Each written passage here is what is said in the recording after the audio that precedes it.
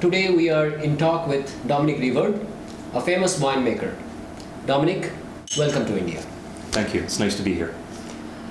Where are you from actually? I'm from Canada, specifically Nova Scotia. Nova Scotia is a land of orchards, vineyards, bountiful fruit, and about half the year lots of snow. So I must say it's quite nice to be here in India in the heat for once. A Canadian winemaker is in India to make an Indian wine?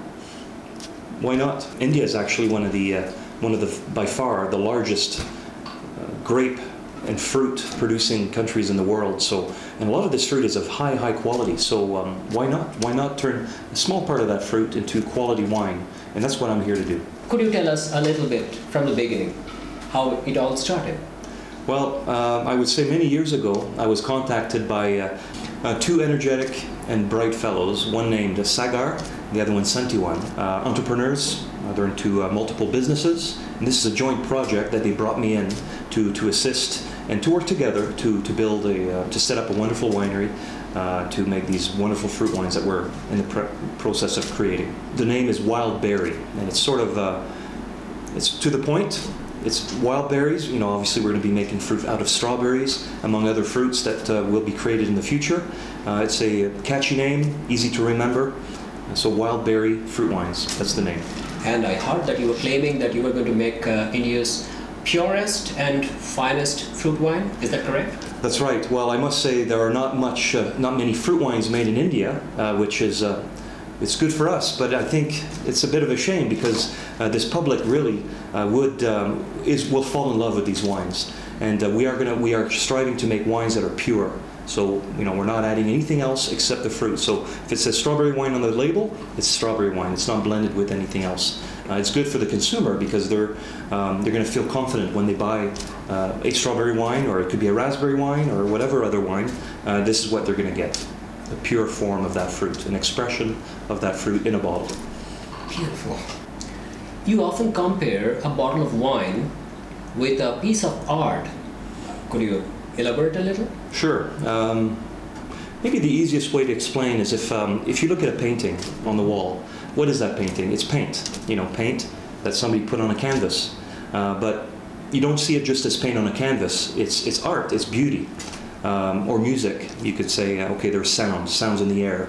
But if you put them together in a very good way, it's beautiful songs or beautiful music. It can bring emotion to a person. Same thing with wine. Basically, wine is it's a blend of flavors. It's a blend of fruit. It's a fruit that's sort of brought up throughout its entire life to an end product that is an expression of that fruit or of what that winemaker wanted that fruit to be. So that's what wine is. It's an art form for the palate as opposed to the eyes or the ears. So that's why I would think that wine would be a form of art. And that's what we're trying to do here at Wild Berry.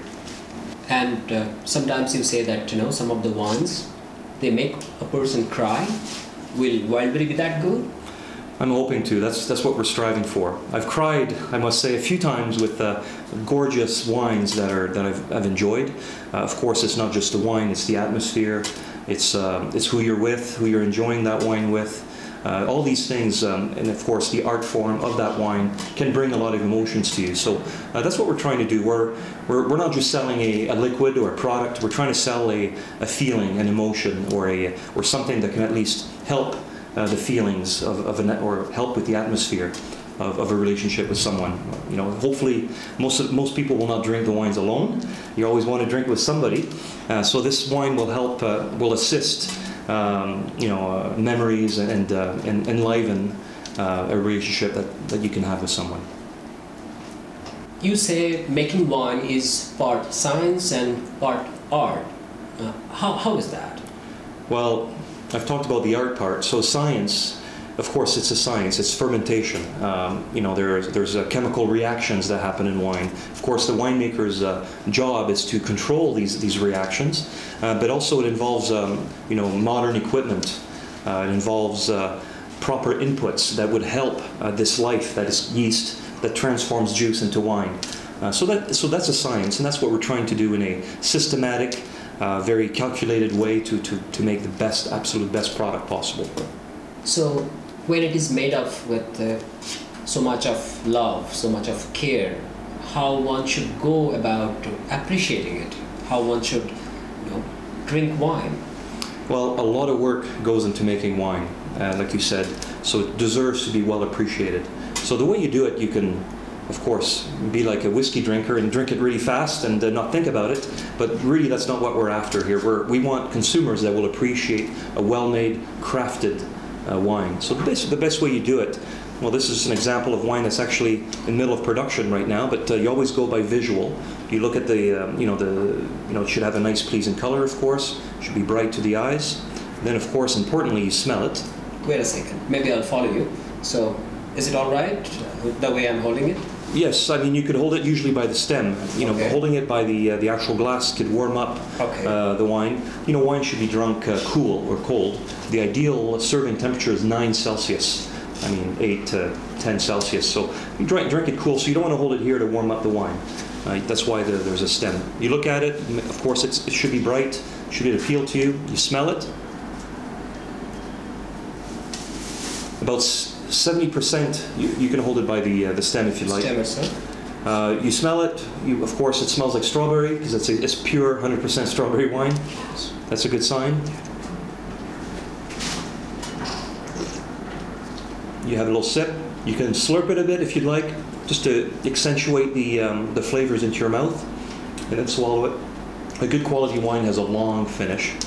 A wine that will linger in your mouth. It's still in your mouth even 5 minutes, a few minutes after you've had a sip, and that's how you appreciate a wine, because these flavors in your mouth will talk to you.